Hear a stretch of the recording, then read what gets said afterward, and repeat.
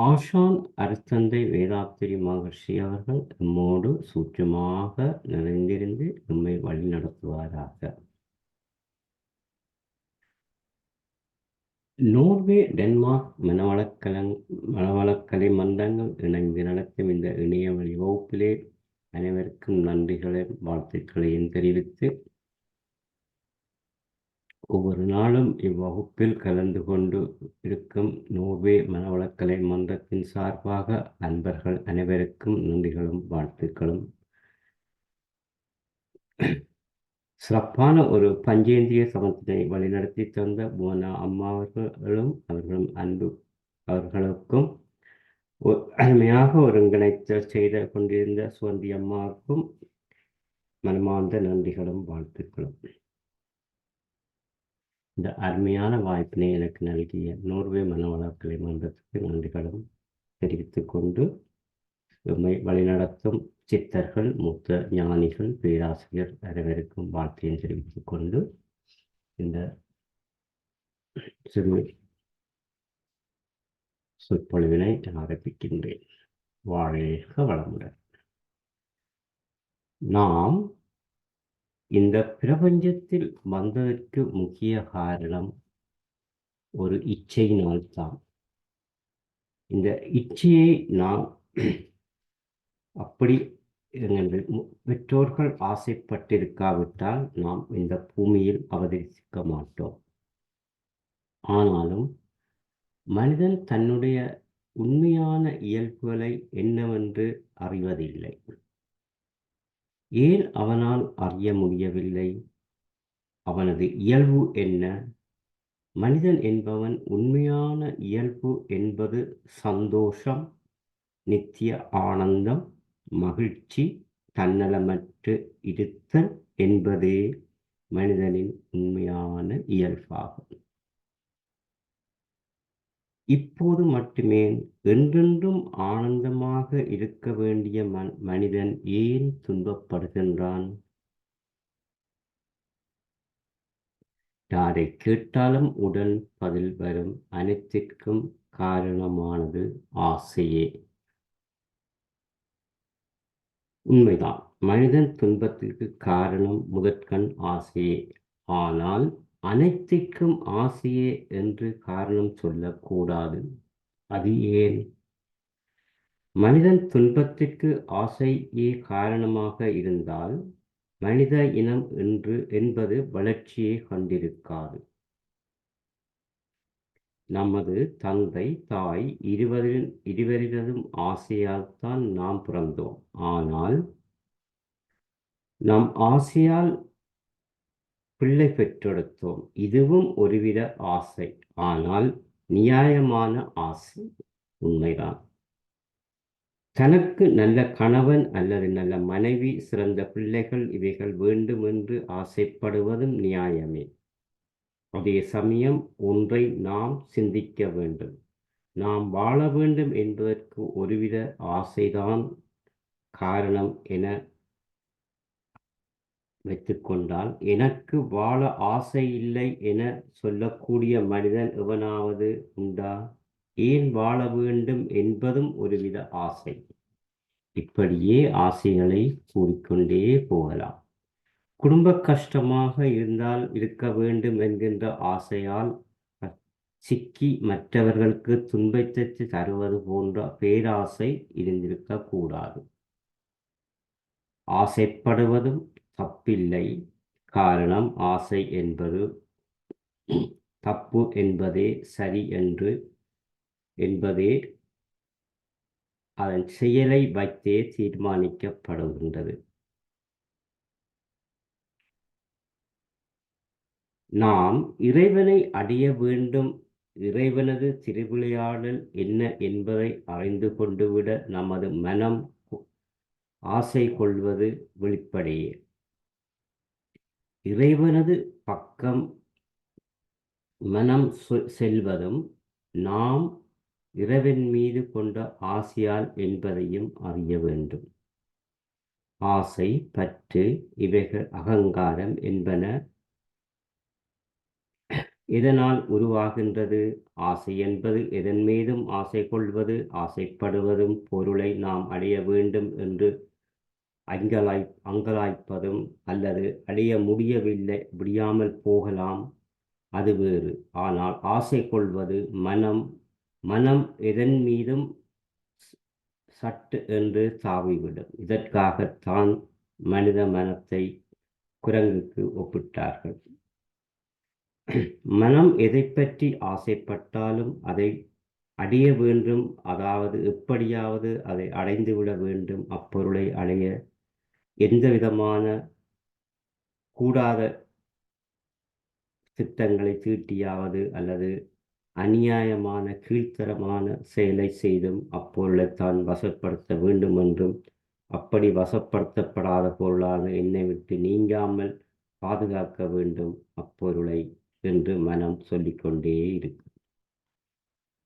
இங்கே மனம்தான் ஆசைப்படுகின்றது என்று கூடுதலாக எல்லோரும் அதை வர்ணிக்கின்றார்கள். என்னுடன் வைத்துக் கொண்டு விட நான் எதையும் செய்வேன் என்று அகங்காரம் என்பது, இந்த அகங்காரமே தான் ஆசைக்கு காரணம்.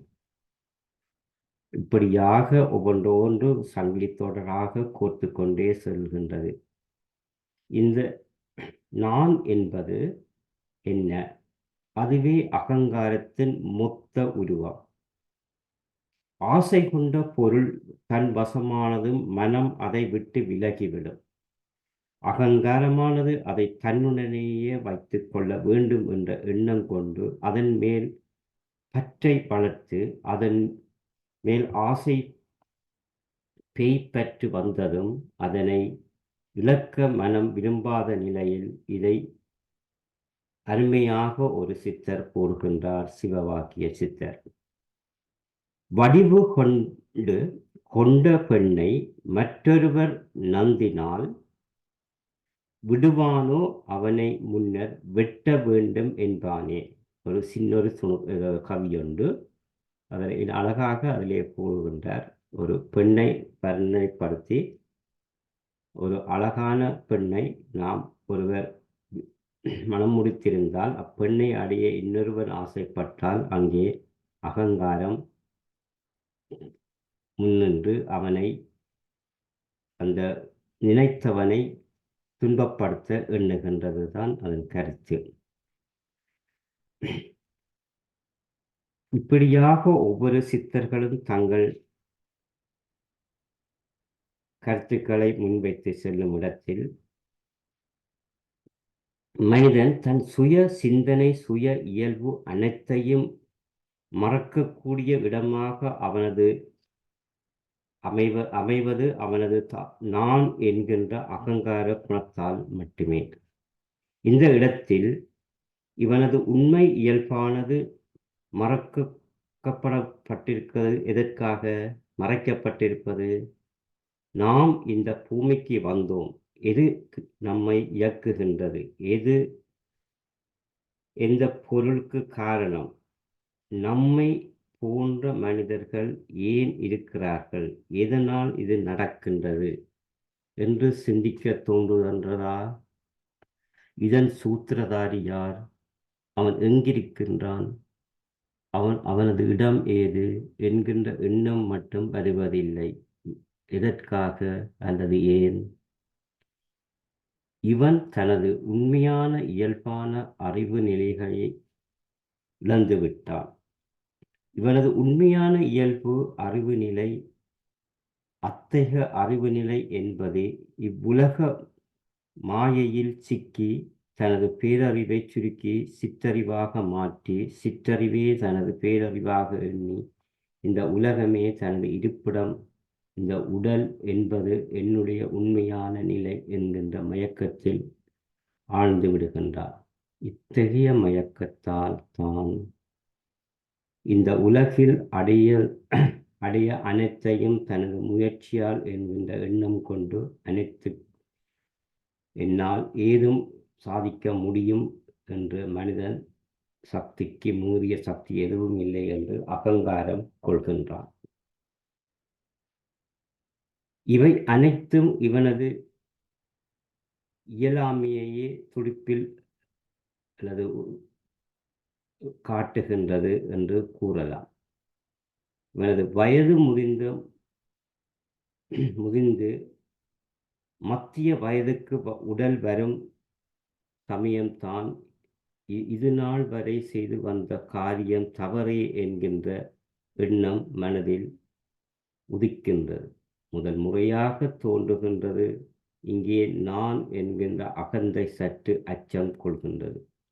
அகந்தை அச்சம் கொண்டதும் அகங்காரத்துடன் இணைந்து செயல்பட மனமானது தடுமாற்றம் அடைகின்றது. அப்படியாக கூறிக்கொண்டு ஒவ்வொரு சித்தரும் செல்லும்போது நாம் எதை எண்ணத்துக்காக இந்த பூமிக்கு வந்தோம் என்கின்ற அந்த செயலையே மறந்து விடுகின்றோம்.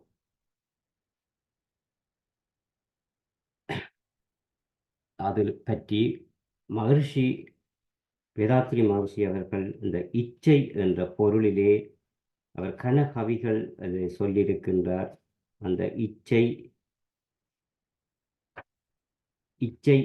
என்று தொடங்கி கிட்டத்தட்ட 80 வரிகள், அதாவது பாடல் வரிகள் எங்களுக்கு தந்திருக்கின்றார். இச்சை என்பது தேவை உணர்வாகும். இச்சை என்பது இயற்கை எழுச்சியே. இச்சை என்பதே ருசு இயக்கும் உடலுக்கு இச்சை இரத்த சூழலில் பிறந்திடும். இச்சை ஒளிந்திடும் இச்சூழல் நின்றபின் இச்சை என்பது உயிரின பெருநிதி. இச்சை இயக்கமே வாழ்வு எனப்படும். இச்சையின் தோற்றம் விளைவை அறியாதோர் இச்சையை இழிவாகவே பழிக்கின்றனர். ஞானமும் வாழ்வும் என்ற புத்தகத்தில் அவர் இப்படி கொடுத்துக்கின்றார். அதோடு மனவளக்கலையிலே அப்படியே தந்திருக்கின்றார். மனவளக்கலை 1வது புத்தகத்தில். அந்த வகையிலே இச்சையின்றி நாம் உடலாய் வந்தோம். இச்சையை கடக்காமலே உடல் மாய்ந்திடும். இச்சை உள்ளவரையே நம் வாழ்வாகும். இச்சை ஒளிந்திட ஏன் முயல்கிறீர்கள்? இச்சையை ஏன் ஒழிக்க வேண்டும் என்றும் கேட்கிறார் அங்கே. இப்படியாக ஒவ்வொரு இச்சையை பற்றி கூறிக்கொண்டு செல்லும் போது இச்சையின்றேல் ஏது இப்பிரபஞ்சம்? இந்த பிரபஞ்சம் இருக்கிறதும் ஒரு ஆசையினால் தான் என்று அந்த வேதாத்ரி மகர்ஷி இச்சையை பற்றி கூறிக்கின்றது. இச்சைக்குள் தானே இயங்குகின்றது. இச்சை விரிந்திட ஐம்புலனே வழி. இச்சை அறிவென்ற பெயர் பெற்ற நிதானம்.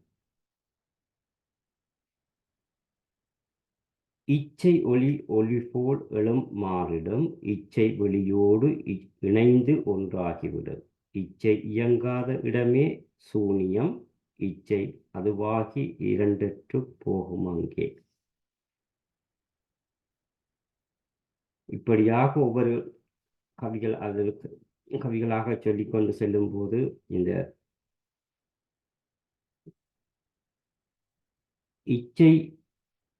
இச்சையின் மூலம் முடிவும் ஒரே நிலை. இச்சை ரசிப்பது எண்ணுதல் அறிவாகும். இச்சை பொருள் வரை இயங்கா ஐம்புணர்வாகும். இச்சை உயர்ந்த தன்னிலை கண்டால் ஞானமாகும்.